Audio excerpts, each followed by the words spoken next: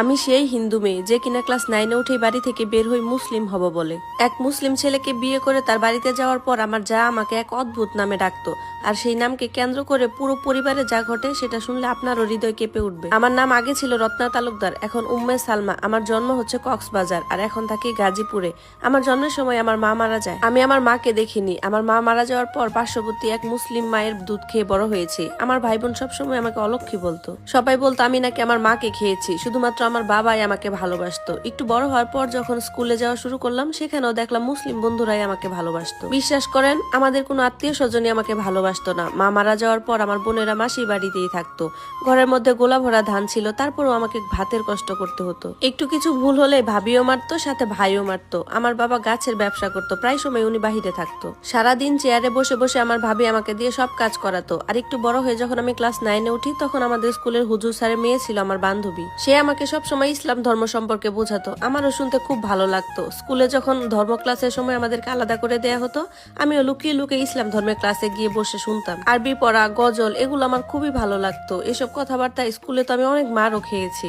এদিকে আমার বাবা আর ভাইও বুঝতে পেরেছে যে আমি কেমন কেমন জানি না ইসলাম ধর্মের প্রতি আকৃষ্ট হয়ে যাচ্ছি। আমার বাবা, ভাই বোন সবাই মিলে আমাকে এই নিয়ে অনেক মারধর করে। এরপর আমিও জেদ করে আমার বাবাকে বলে দেই যে আমি যদি তোমার মেয়ে হয়ে থাকি তাহলে 1 সপ্তাহের মধ্যে আমি মুসলিম হয়ে তোমাকে দেখাবো। ঠিক তাই করেছিলাম। ঠিক 1 সপ্তাহ পর আমি বাড়ি থেকে পালিয়ে আসি আমাদের পাড়ার মসজিদের এক হুজুরের কাছে। উনি আমাকে সুন্দর করে বোরকা হিজাব পরিয়ে হাতের মধ্যে 800 টাকা দিয়ে পাঠিয়ে দিলেন চট্টগ্রাম। ওখান থেকে পালিয়ে আমি চট্টগ্রামের জামিয়া ইয়াসুনিয়া মাদ্রাসায় আসি 2002 সালে। মাদ্রাসার গেটে দাঁড়িয়ে দাঁড়িয়ে সবাইকে বললাম যে ওখানে ভিতরে কিভাবে যাব। তখন সবাই বলাবলি করতেছিল যে ওখানে তো মেয়েরা যেতে পারে না। এরপর একটা লোক আমাকে বলল, আপনি যদি সরাসরি হুজুরের রুমে যেতে পারেন তাহলে কোনো একটা ব্যবস্থা হবে।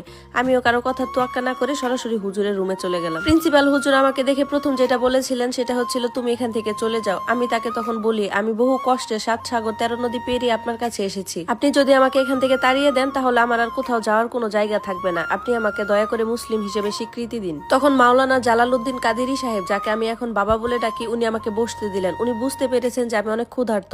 এরপর আমাকে গরুর মাংস দিয়ে 1 প্লেট ভাত দিলেন। এরপর উনি আমাকে ওযু কিভাবে করতে হয় সেটা শিখিয়ে দিলেন। তারপর আমাকে যেখানে ভাত খেতে দিয়েছিলেন সেখানে বসতে বললেন। তার কিছুক্ষণ পর 5 কালিমা পড়ে আমাকে মুসলিম হিসেবে স্বীকৃতি দিলেন। জালালউদ্দিন কাদেরী সাহেব আমার পিতা হয়ে কোর্টে একটা এফিডেভিট দাখিল করেন। জানেন, প্রেম ঘটিত কারণ কিংবা কারো জোর করা ছাড়াই যে আমি মুসলিম হয়েছি, এটা শুধুমাত্র আল্লাহর রহমত। কি যে শান্তি লেগেছিল আমার তখন নিজেকে মুসলিম হিসেবে পরিচয় দিতে। আঞ্জুমান অফিস থেকে আমাকে কিছু টাকা দিতে চেয়েছিল, কিন্তু সেটা আমি প্রত্যাখ্যান করেছিলাম, কারণ আমি টাকার বিনিময়ে ধর্ম পরিবর্তন করিনি। পরে মাওলানা জালালউদ্দিন কাদেরী সাহেবকে আমি বলেছিলাম, বাবা আমি চাকরি করব। প্রথমে তিনি রাজি হননি, কারণ তিনি চেয়েছিলেন আমি আরো পড়াশোনা করি। এরপর আমাকে চাকরি করার একটা পরামর্শ দেন, কিন্তু আমি তো নিজের